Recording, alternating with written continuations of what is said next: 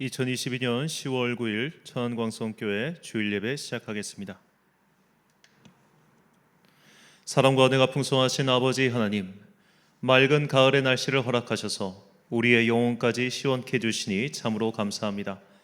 하나님의 은혜가 이 가을의 하늘보다 더 아름답다는 것을 깨달을 수 있도록 오늘 예배드리는 모든 심령들에게 성령의 은사를 내려 주옵소서. 우리의 주님이신 예수 그리스도의 이름으로 기원하옵나이다. 아멘. 사도신경으로 우리의 신앙을 고백하겠습니다. 나는 전능하신 아버지 하나님 천지의 창조주를 믿습니다. 나는 그의 유일하신 아들 우리 주 예수 그리스도를 믿습니다.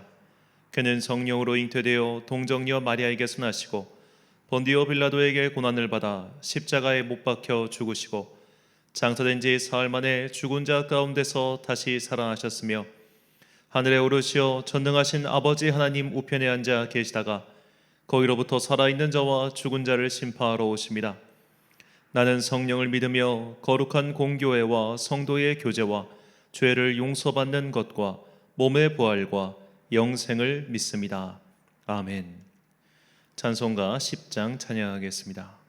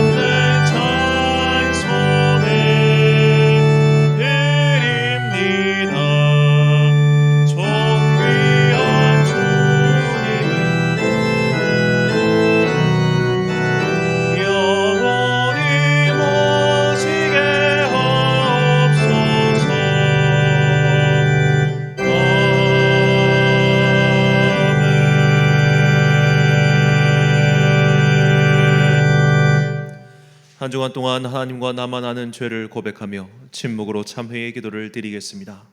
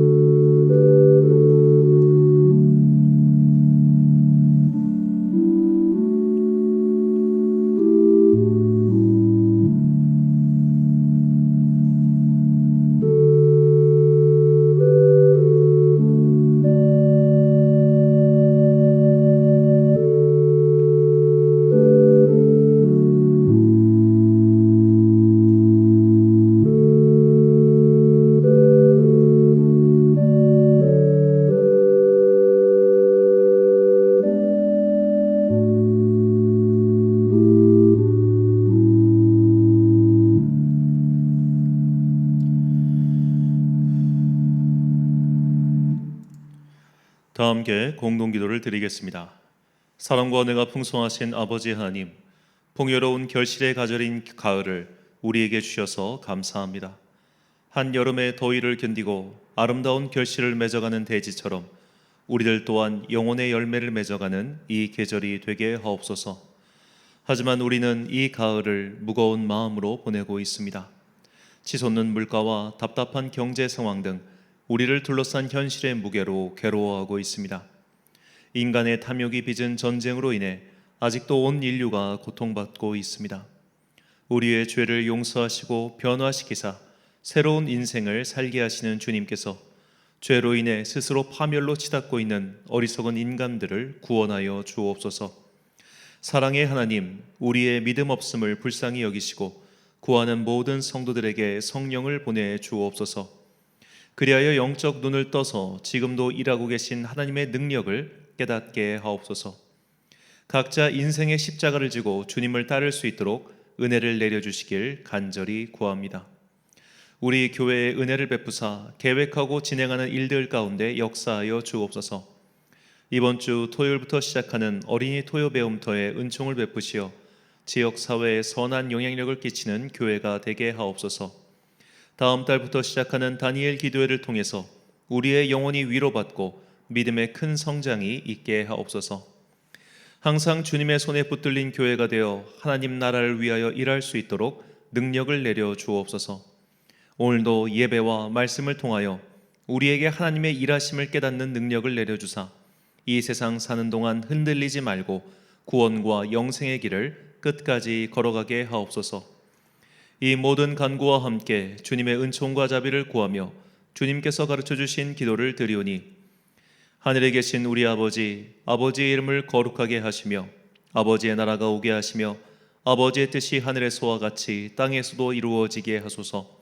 오늘 우리에게 일용할 양식을 주시고 우리가 우리에게 잘못한 사람을 용서하여 준 것 같이 우리 죄를 용서하여 주시고 우리를 시험에 빠지지 않게 하시고 악에서 구하소서.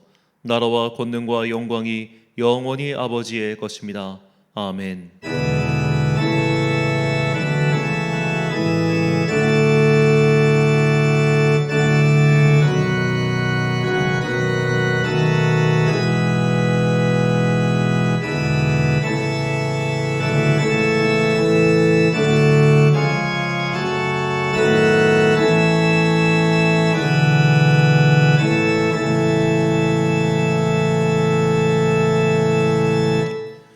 사제의 말씀 선포하겠습니다. 그가 빛 가운데 계신 것 같이 우리도 빛 가운데 행하면 우리가 서로 사귐이 있고 그 아들 예수의 피가 우리를 모든 죄에서 깨끗하게 하실 것이요. 아멘. 아름다운 계절 가을입니다. 하나님께서는 세상을 아름답고 보기 좋게 만드셨지만 인간의 죄로 인해 변질되었고 우리 또한 안타깝게도 그 죄의 영향 속에서 살고 있습니다. 우리가 예배를 드리지 않고 주님께 붙들리지 않으면 우리의 영혼은 더욱 뒤틀리게 됩니다.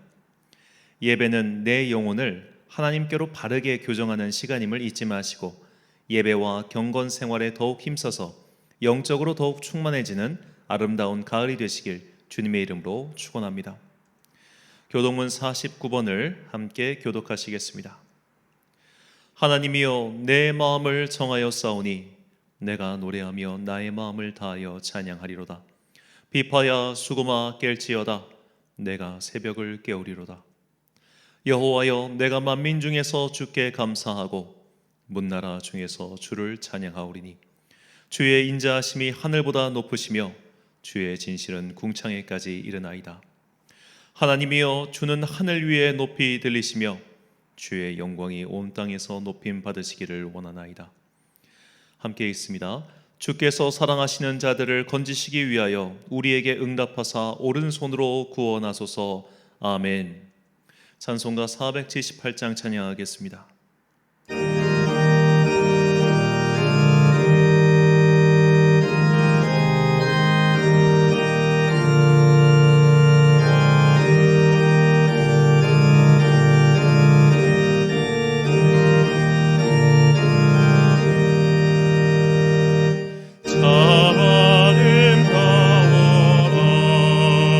주님의 세계는 저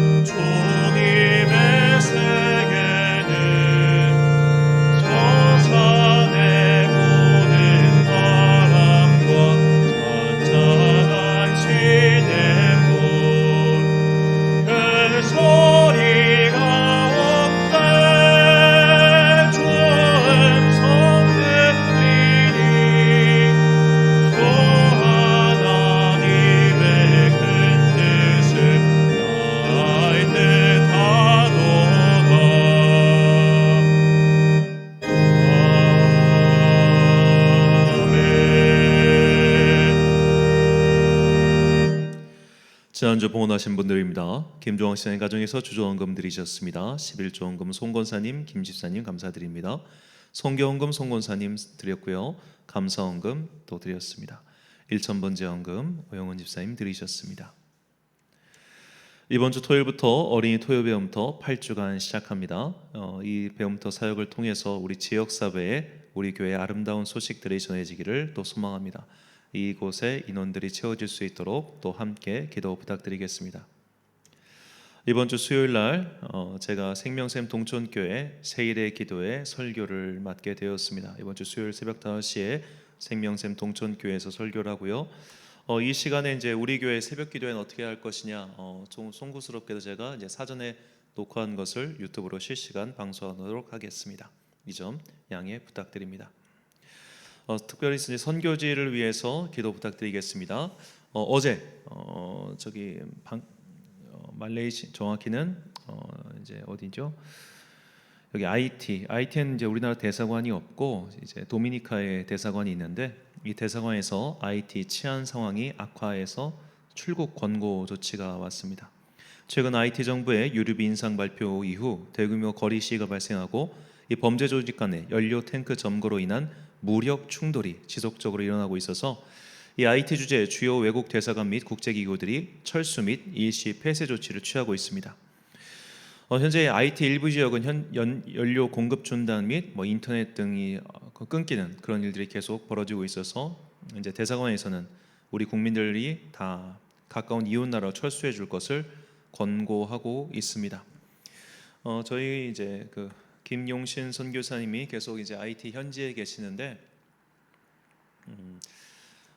이제 현지에 이 고아 아이들을 놔두고 이제 철수할 수 없다고 하셔가지고 계속해서 현지에 머무르고 계십니다.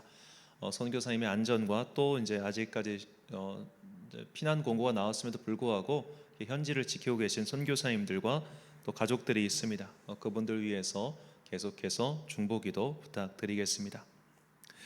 드린 예물 위하여 봉헌기도 드리겠습니다.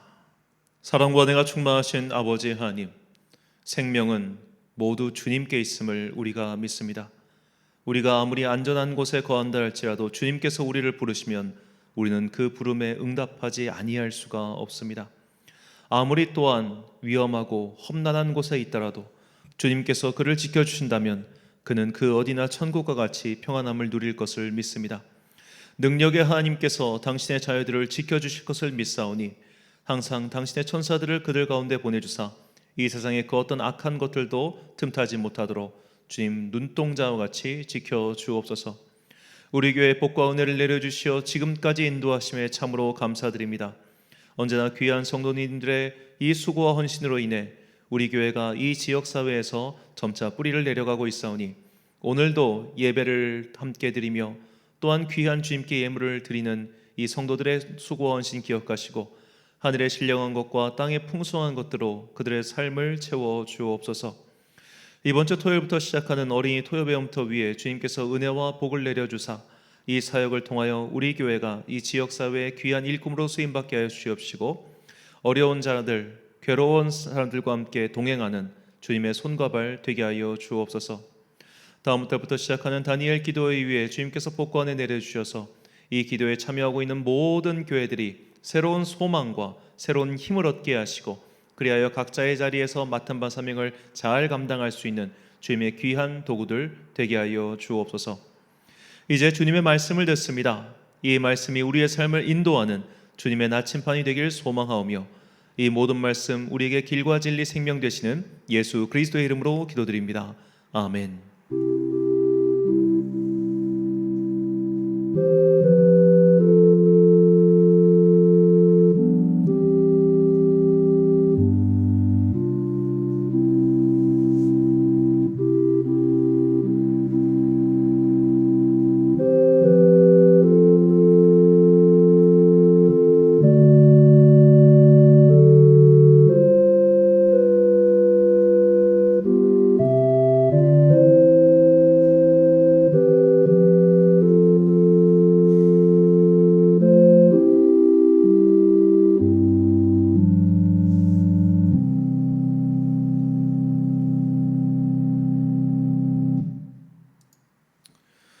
오늘 우리에게 주신 하나님의 말씀 구약성경 민수기 13장 25절부터 33절까지의 말씀입니다.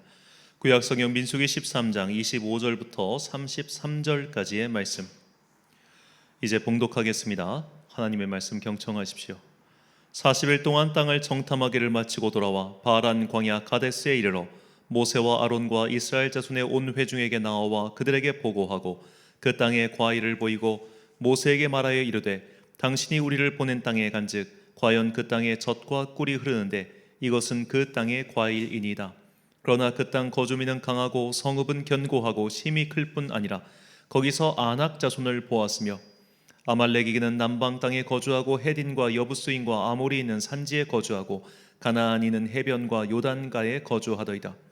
갈렙이 모세 앞에서 백성을 조용하게 하고 이르되 우리가 곧 올라가서 그 땅을 취하자 능히 이기리라 하나 그와 함께 올라갔던 사람들은 이르되 우리는 능히 올라가서 그 백성을 치지 못하리라. 그들은 우리보다 강하니라 하고 이스라엘 자손 앞에서 그 정탐한 땅을 악평하여 이르되 우리가 두루다니며 정탐한 땅은 그 거주민을 삼키는 땅이요 거기서 본 모든 백성은 신장이 장대한 자들이며 거기서 네피림 후손인 아낙 자손의 거인들을 보았나니 우리는 스스로 보기에도 메뚜기 같으니 그들이 보기에도 그와 같았을 것이니라. 아멘. 현실 자각의 시간이 왔을 때란 제목으로 하나님의 말씀 선포하겠습니다. 올해 대학 입시를 위한 수학 능력 시험이 11월 17일 목요일에 있습니다. 이제 딱 40일 남았습니다. 우리 교회도 이 수험생 자녀를 위해서 계속 기도하고 있는데 주님께서 이 아이들에게 지혜와 특별히 마음의 힘을 더해 주시길 소망합니다. 우리나라에서 이 대학 수학 능력 시험을 출제하는 기관이 한국교육과정평가원입니다. 이 한국교육과정평가원은 수학 능력 시험의 난이도 조절을 위해 두 번의 모의고사를 실시하는데 이게 6월 모의고사와 9월 모의고사입니다. 이 두 모의고사는 난이도 조절을 위해 출제되기 때문에 실제 그해 출시되는 수능 시험보다는 어렵게 나온다는 특징과 함께 모든 N수생, 즉 재수생 이상의 모든 수능에 참여하는 대상으로 치러지는 평가라는 중요한 특징이 있습니다. 이외에 교육청에서 실시하는 전국 연합 학력 평가가 있는데 이것이 이번 주 10월 12일, 그러니까 수요일에 치러집니다. 이것이 교육과정평가원 시험과 다른 것은 이 시험은 재학생들로만 치러진다는 것이죠. 그래서 이 고3 재학생들은 3월과 4월, 7월, 10월 총 4번에 걸쳐 이 평가를 치르게 됩니다.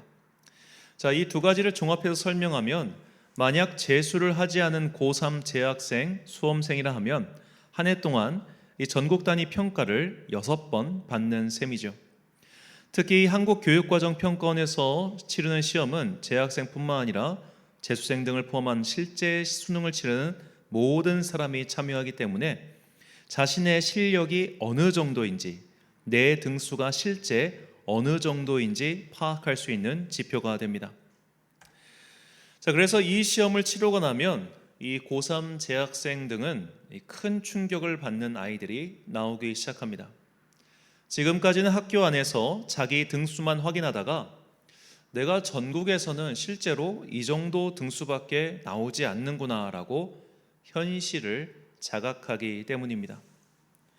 그리고 대학 입시는 이 학교 안 경쟁이 아니라 전국 단위 경쟁이기 때문에 이 전국 단위 모의고사를 치르고 나면 내가 목표로 했던 곳에 갈 수 있는가 없는가가 대략 가늠할 수 있기 때문이죠. 그래서 이 모의고사를 치르고 나면 자신의 대충 예상되는 성적을 받아들고 낙담하는 아이들이 상당히 많다고 합니다. 이런 상황을 요즘 말로 소위 현타가 온다라고 말합니다. 현타란 이제 현자 타임 또는 현실 자각 타임의 줄임말입니다. 자기가 어떤 상황인지 자각을 하게 되면서 급격한 상실감, 허탈감, 무기력함이 찾아오는다는 뜻입니다. 지금까지 나름 잘 해왔다고 생각했습니다. 지금까지 이 정도 노력을 했으니 내가 예상한 성과 정도는 받을 수 있다고 생각했을 겁니다. 그런데 현실을 마주하고 나니 자신의 위치가, 자신의 실력이, 자신의 현재가 목표한 바를 이루기엔 턱없이 모자라다는 것을 알게 된 겁니다. 기대가 큰 만큼 무너짐도 더 큰 법이죠. 더 높은 곳을 바라보며 올라간 사람은 더 급격하게, 더 빠르게 추락하는 법입니다. 안타깝지만 이것은 노력한 시간과 비례하여 급락폭이 커집니다.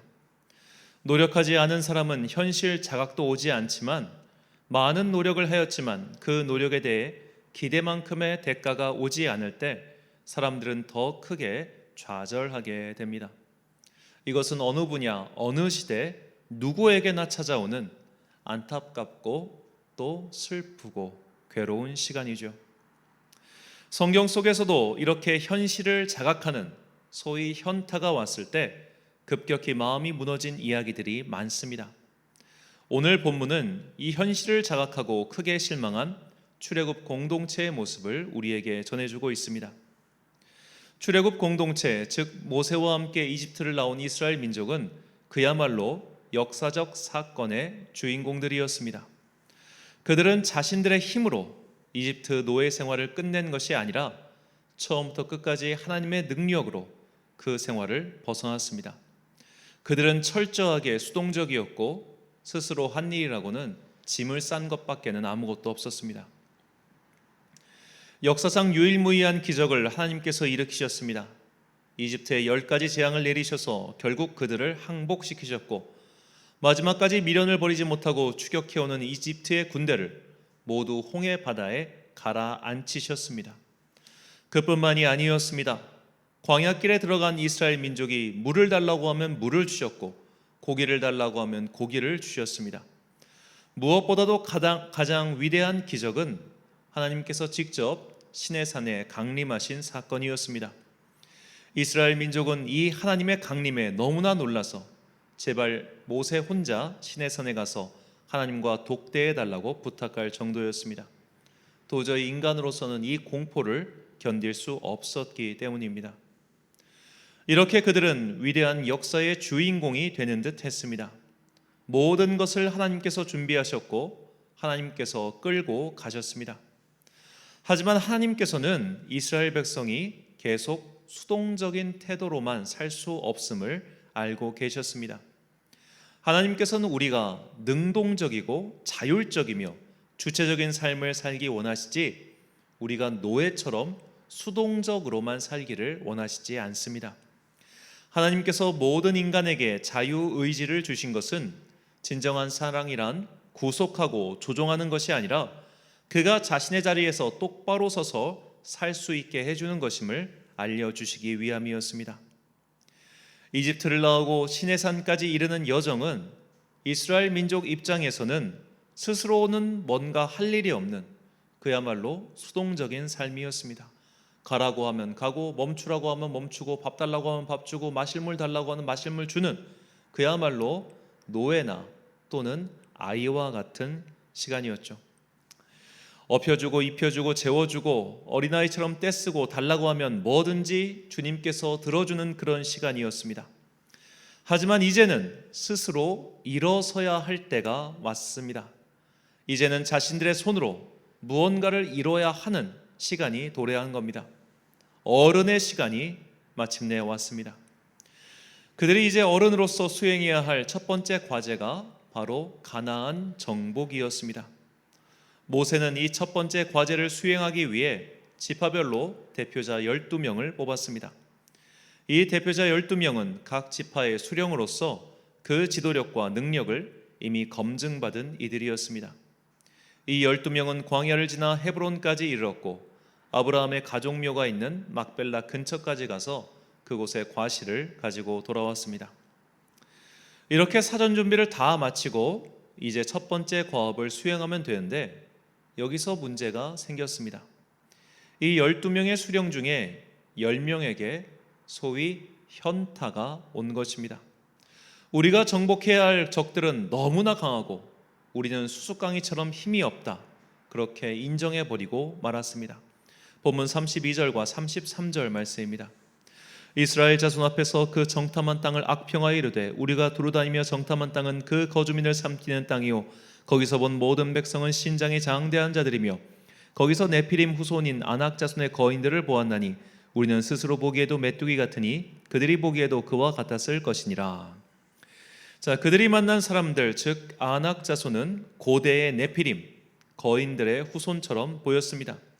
기골이 장대하고 힘이 강해 보였습니다. 성벽은 두껍고 높아 보였습니다. 도저히 자신들의 힘으로는 이 전쟁을 이길 수 없다는 생각이 들고 말았습니다. 이건 도저히 우리가 이길 수가 없다. 싸우면 필패다. 우리는 전멸당할 거다. 그런 마음의 소리가 점점 퍼지기 시작했습니다. 이렇게 그들에게 심한 현타, 현실 자각의 시간이 온 것이죠. 사실 이스라엘 민족은 어중이 떠중이 모임이 맞습니다. 그들은 400년 동안 노예로 살았습니다. 이집트라는 강대국의 노예였으니 다른 나라의 노예들보다 사정이 조금 나았겠지만 그래봤자 노예였습니다. 숫자는 많았지만 전쟁 경험은 없었고 따로 군사 훈련을 받은 적도 없었습니다. 이 모세 당시는 청동기 시대였는데 그때 이스라엘 민족 중에 구리 등 금속을 재련하여 무기를 만들 수 있는 사람들도 없었습니다. 무기도 없고 훈련도 안 되어 있고 그동안 노예로만 살았으니 이런 우리의 현실을 봤을 때 우리는 절대로 저들과 싸워서 이길 수 없다라는 현실 자각이 온 것이죠. 이런 현실 자각은 사실 틀린 것이 아니었습니다. 그들은 지금까지 다만 현실을 자각한 시간이 없었을 뿐이죠. 하나님께서 다 해주셨기 때문입니다. 모든 것을 준비해 주시고 이끌어 주셨습니다. 그러나 이제 자신들 손으로 막상 해야 할 때가 오니 당황스러운 겁니다. 준비가 안 되어 있음을 알았습니다. 자신들의 현실을 자각하게 되었습니다. 그래서 그들은 포기하자고 말하고 말지요. 정복을 포기하고 다시 이집트로 돌아가자라고 외치기 시작합니다. 마치 대학 입시를 위한 모의고사를 치르고 나서 자신의 등수가 생각한 것에 미치지 못하자 공부를 포기해버린, 입시를 포기해버린 수험생과 같은 모습이었던 겁니다. 이처럼 현실을 자각할 때 내 위치가 어느 정도인지 객관적으로 판단이 섰을 때, 그리고 그 현실이 내가 기대한 것에 미치지 못할 때 우리는 이 본문의 출애굽 공동체처럼 실망하고 낙심할 때가 반드시 찾아옵니다. 나름 자기 인생에 만족하며 살고 있다가 동창회에 나가서 기분 망치고 오는 사람이 어디 한둘입니까? 나 정도면 그래도 잘 살고 있지, 나 정도면 그래도 잘 벌면서 살고 있지라고 생각했다가 동창들을 만나니 제가 나보다 더 큰 집에서 더 좋은 차를 타고 심지어 애들조차 우리 애들보다 공부도 잘하고 그러면 낙심하는 일들이 우리 주변에서 너무나 빈번하게 일어나고 있습니다. 그 전까지는 나름 만족스럽게 보이던 우리 애들도 못나 터져 보이고, 그 전까지 나름 자랑스럽던 남편도 형편없어 보이는 그런 일들이 어디 한둘입니까? 심지어는 집안 그릇도 다 낡아 보이고 가전제품도 다 후져 보이고 집안 구조도 다 구식처럼 보이기 시작합니다. 얼마 전 어느 개척교회 목사님께서 해주신 말씀입니다. 그 목사님 인근에 개척하신 목사님께서 찾아오셨는데, 이 개척했으니까 얼마나 힘이 들까라고 생각해서 더 친절하고 더 잘 대해 주셨다고 합니다. 나중에 시간을 내서 그 개척한 교회를 찾아보니 자신의 교회보다 더 크고 깔끔하다는 것을 알게 되었습니다. 지금 누가 누굴 위로하고 보살펴주나 라는 현타가 와서 마음이 힘들다고 하셨습니다. 이것은 마치 드라마의 한 장면처럼 반 친구 중에 좀 가난해 보이는 하구가 있어 내가 쟤를 좀 잘 대해줘야겠다라고 마음먹었는데 막상 그 친구 집에 가보니까 나보다 훨씬 잘 사는 집이라서 배신감을 느끼는 그런 것과 비슷한 감정이겠죠. 우리는 남과 비교할 때 나의 현실을 자각합니다. 바꿔 말해 비교 대상이 없으면 우리는 현실을 자각하지 못하죠. 이 군대에서 받는 훈련 중 독도법이라는 것이 있습니다. 말 그대로 지도를 보는 훈련인데, 이 독도법에서 가장 중요한 것이 지도를 보는 자신의 현재 위치를 파악하는 것입니다. 이 현재 위치를 파악하는 가장 흔한 방법은 이 지도상에 나온 확실한 지형 지물, 그것을 기점으로 서로 교차점을 만들어서 이 점이 교차하는 그곳이 내가 있는 현실 지점이다라는 겁니다. 이것은 우리의 일상에서도 흔히 사용하고 있는데요. 우리가 누군가와 만나기로 했을 때 야, 너 어디 있어? 라고 하면은 그 근처에 있는 가장 큰 건물, 눈에 띄는 건물을 가리키면서 나 지금 어디 옆에 있어 이렇게 말하지 않습니까? 그런 식으로 어떤 확실한 비교 대상이 있을 때 우리는 내 현실을 자각하게 된다는 거예요. 다른 사람이 어디 있는지 알면 우리의 현재 위치가 보이죠. 다른 사람이 어떤 집에 사는지 보고 나면 내 집의 수준이 어느 정도인지 알게 됩니다. 어릴 적에는 단칸방에 살아도 작은지 몰랐습니다. 그 집이 자신의 세계 전부였으니 말이죠. 그러나 20평 아파트, 30평 아파트, 신축 아파트에 가면 내 신세가 보이는 겁니다. 그때부터는 신세 한탄을 합니다. 나는 왜 단칸방에서 태어났을까? 우리 부모는 왜 20평 아파트밖에 살지 못할까라고 말입니다. 이것이 비단 일상생활뿐이겠습니까? 교회 생활도 마찬가지입니다. 다른 교회를 가면 그 교회 시설이 그렇게 좋아 보입니다. 다른 교회 목사님과 우리 교회 목사님을 비교하면 우리 교회 목사님은 참 설교를 못하는 것처럼 보입니다. 저 방송에 나오는 목사님은 저렇게 옷도 깔끔하게 입고 피부도 화사한데 우리 교회 목사님은 이렇게 피부도 쾌재재하고 설교도 은혜롭게 못하는지, 그런 비교들을 성도들이 굉장히 많이 합니다. 제가 이제 비서를 할 때 일이었습니다. 그때 제가 모셨던 목사님은 이 6년마다 담임 목사 재신임 투표를 하셨고, 그 재신임 투표 항목에 보면 담임 목사에게 드리는 건의사항을 적는 시간이 있었습니다. 제가 그 건의사항을 취합하는 역할을 했었는데요, 가장 많이 들어온 건의사항이 목사님 제발 설교 좀 은혜롭게 하세요 였습니다. 그때 그 당시 그분이 현역에 있을 때 한국에서 가장 유명한 목사가 이찬수 목사님이었습니다. 이찬수 목사님은 매 주일 설교 때마다 막 파토스를 막 터뜨리는 목사님이었고, 반면 제가 모셨던 목사님은 굉장히 차분하고 이성적인 설교를 하는 분이었습니다. 그러다 보니까 교인들이 불만이 많았어요. 왜 우리 목사님 저렇게 뜨겁게 설교를 못하냐? 왜 저렇게 은혜롭게 설교를 못하냐? 그 얘기를 제가 정말 많이 들었습니다. 물론 그분이 은퇴하시고 나서는 그런 말을 하는 성도가 전혀 다른 말을 하는 걸 볼 때 참 이상한 마음이 들기도 합니다만, 자, 이런 식으로 우리는 다른 것들과 비교하면서 내 것을 보게 되고, 또 이상하게 그때는 내가 가진 것들의 나쁜 것들만 보는 것이죠. 이것이 소위 현타가 오는 겁니다. 현타가 오면서 모든 것이 불만스럽고 모든 것이 부족해 보이고 나는 자괴감이 들게 됩니다. 그렇다면 이런 현타를 피하기 위해 현실에 만족하고 감사해하며 비교하지 말아라, 이것이 정답일까요? 물론 그런 비교하지 않는 자세, 내가 가진 것에 만족하는 자세도 필요하지만 이것은 온전한 해결책이 될 수는 없습니다. 자신의 등수에 만족하는 학생은 향상을 위해 공부하지 않습니다. 자신의 현실에 만족하는 사람은 더 이상 도전하거나 그 이상 노력하지 않습니다. 따라서 현실 자각, 이 현타는 어떤 면에서 우리에게 반드시 필요한 시간입니다.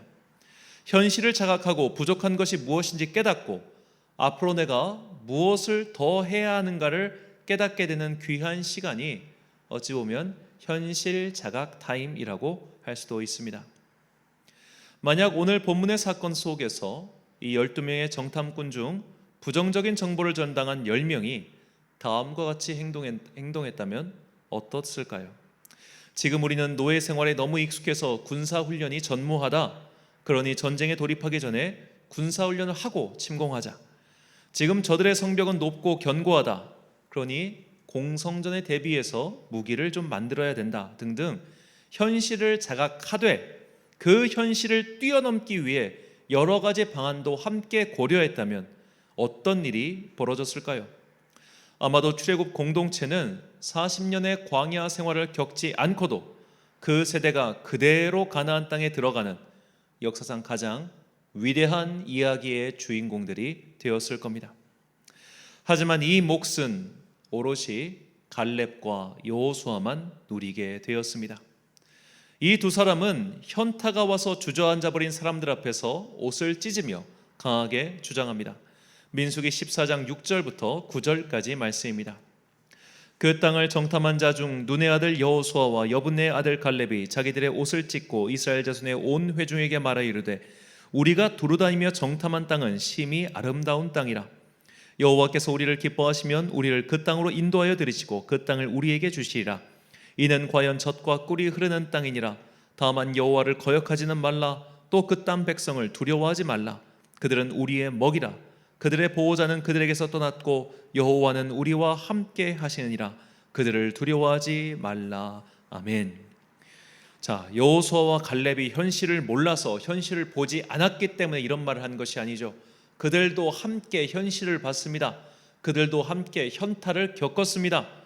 이 두 대의 주장을 잘 살펴보면 이들은 나머지 그 10명의 주장에 대해서 반박하지 않습니다. 그들과 같은 현실의 문제를 공유했습니다. 저들의 말처럼 안악 자손은 거대하고 그 성벽은 두꺼웠다. 그래, 인정. 맞아. 저들은 강해 보여. 저들의 성은 두꺼워. 하지만 이러한 현실에도 불구하고 하나님께서 우리와 함께 하시기 때문에 우리는 저 현실을 능히 이길 수 있어. 이것이 여호수아와 갈렙의 말이었고, 또한 이것이 오늘 우리에게 주시는 하나님의 말씀이지요. 이것은 마치 그래, 나는 내 등수 알아, 내 등수 인정해, 내 실력은 이 정도야 라며 현실을 부정하지 않고 직면하는 것과 같습니다. 하지만 현실을 직면하고 여기서 좌절하는 것이 아니라 나는 아직 할 수 있어, 나는 능히 이것을 극복할 수 있어. 왜? 능력에 하나님께서 함께 하시기 때문이야 라고 말하는 것이죠. 우리는 여기서 이런 질문을 해봐야 합니다. 왜 갈렙과 여호수아만 이것을 알았을까요?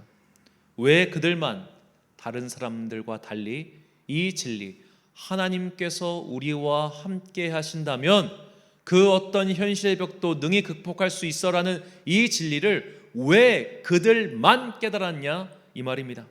똑같은 기적을 받고 똑같은 체험을 했는데, 그리고 똑같은 현실을 봤는데 왜 이들만 달랐을까요?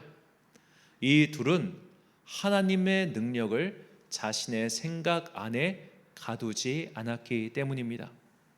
우리가 이 출애굽 공동체 이야기를 잘 읽어보면 그들은 하나님의 능력을 자신의 생각 안에 가두었음을 알게 됩니다. 그들이 처음 경험한 하나님은 지팡이를 뱀으로 변하게 할 정도의 능력을 가진 신이었습니다. 멀쩡한 손을 문둥병자의 손으로 바꿀 정도의 능력만 가진 신이었습니다.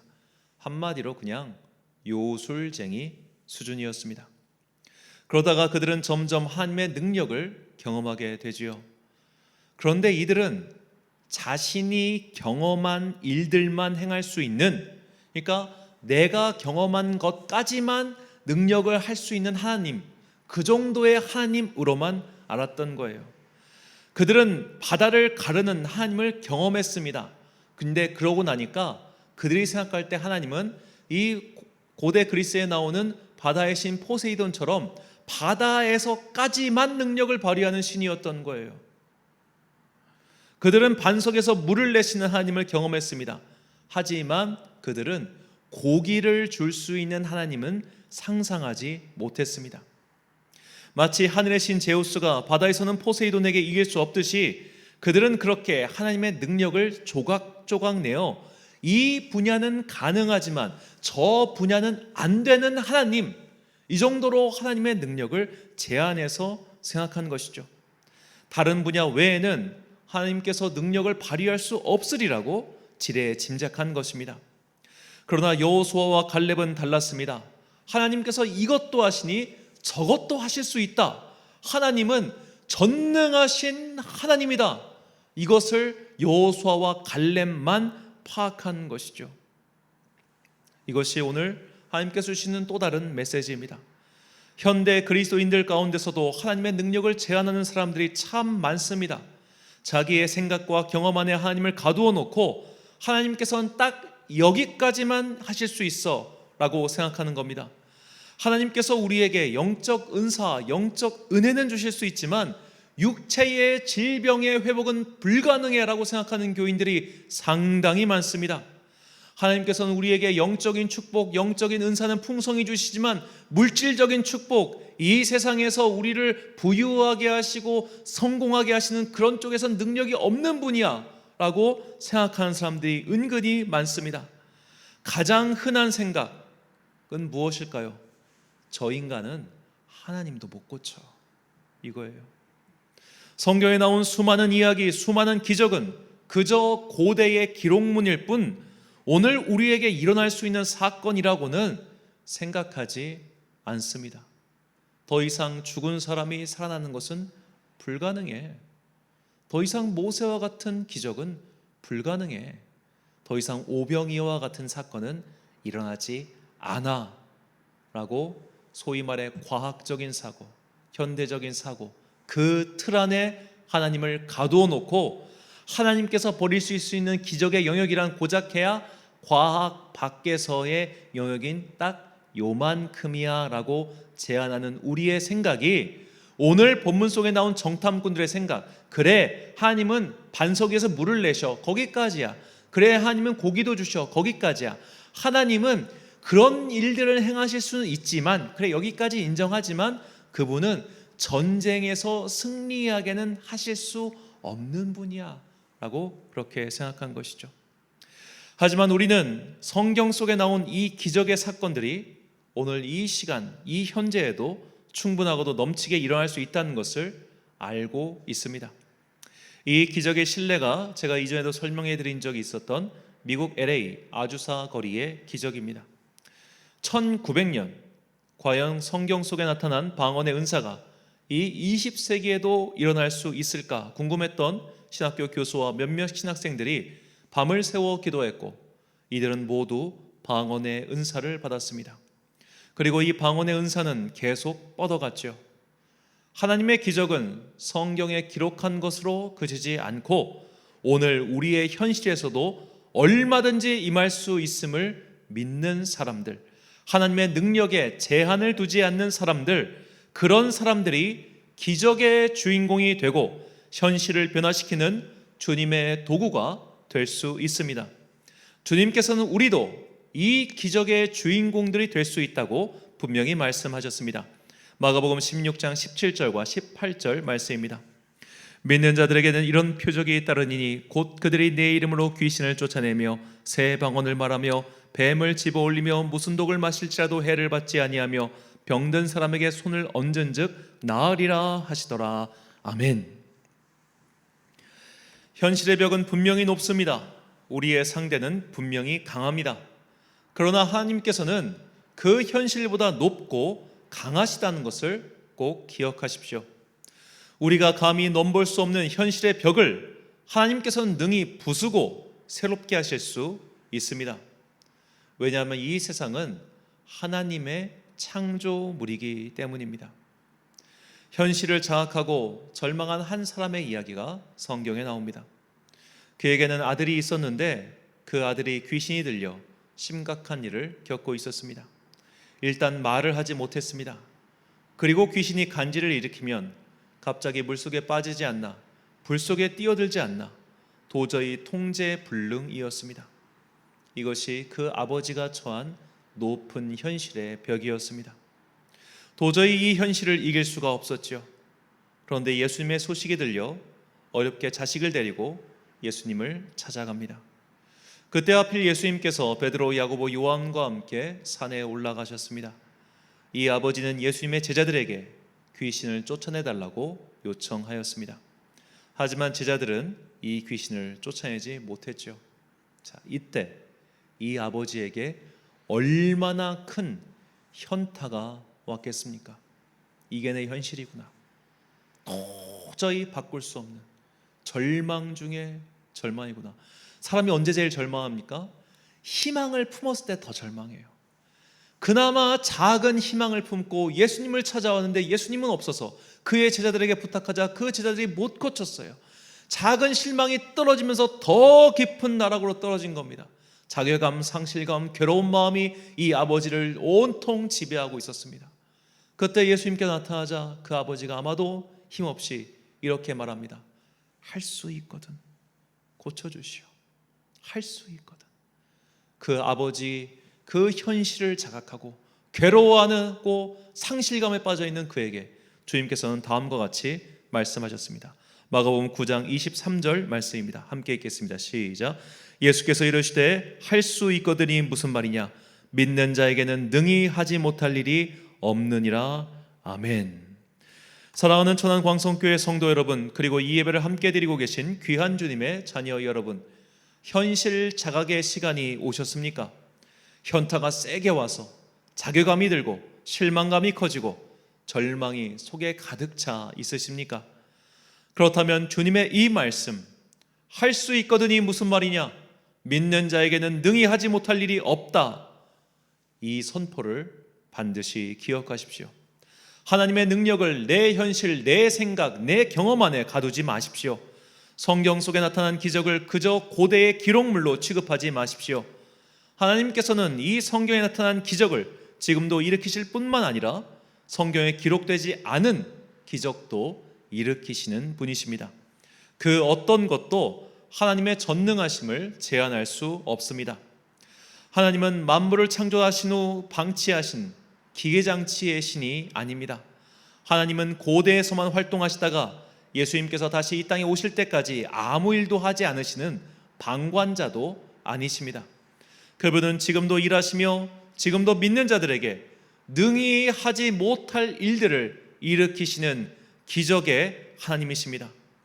내가 처한 현실의 장벽이 아무리 높고 두껍더라도 겁먹거나 포기하거나 자괴감을 갖지 마십시오. 하나님께서는 그 누구도 상상하지 못한 방법으로 여리고 성벽을 무너뜨리셨듯이 그 누구도 경험하지 못한 오리지널한 방법으로 우리의 현실의 벽을 부숴버리실 겁니다. 이 믿는 자들에게 능히 극복하지 못할 현실의 장벽이란 없음을 굳게 믿으시고 아무리 센 현타가 오더라도 주저앉지 말고 다시 일어서서 현실에 맞서 싸워 승리하는 믿음의 주인공들이 되시길 예수님의 이름으로 축원합니다. 기도하겠습니다. 사랑과 은혜가 풍성하신 아버지 하나님, 믿는 자들에게 능히 하지 못할 일이 없다. 겨자씨만한 작은 믿음이 있다면 이 산을 던져서 저 바다에 던지라 해도 그렇게 될 것이다 라고 말씀하신 기적의 주님, 우리에게는 기적이나 주님에게는 너무나 평범한 일이라는 것을 우리가 다시 한번 깨닫게 하여 주시옵소서.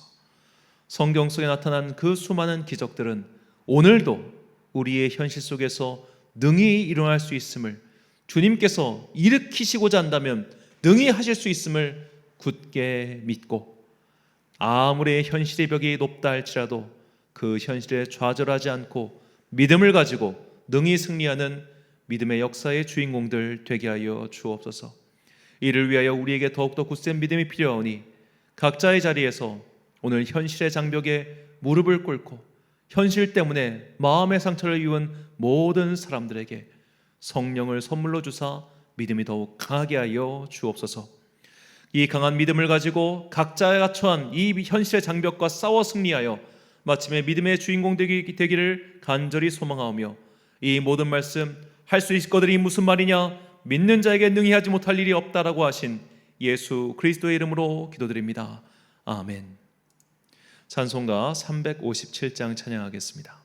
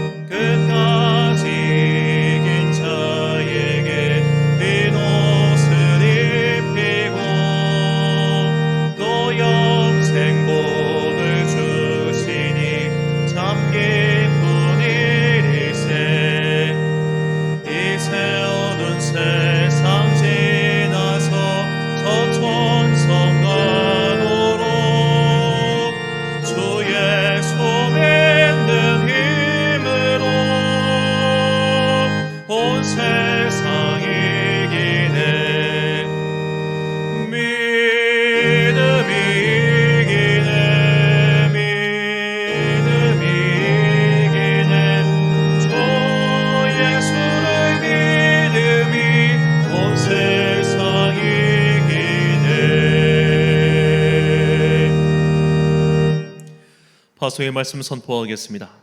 현실의 벽은 언제나 높습니다. 현실을 장악하면 괜히 위축되고 자괴감이 듭니다. 그러나 우리가 믿는 하나님은 이 현실보다 더 강하고 크신 분임을 기억하십시오. 우리를 둘러싼 현실의 장벽을 모두 바꿀 수 있는 이 하나님을 굳게 믿으시고 기적을 현실로 만드는 믿음의 주인공들이 되시길 주님의 이름으로 축원합니다. 축도로 예배를 마치겠습니다. 지금은 우리 주 예수 그리스도의 은혜와 하나님 아버지의 놀라우신 사랑과 성령님의 감화감동 역사하심이 이제 내가 처한 현실의 장벽을 능히 극복하고 믿음의 주인공들이 되리라 하지만은 귀한 주님의 자녀들 머리머리 위에 지금부터 영원까지 함께 하시기를 간절히 축원하옵나이다. 아멘.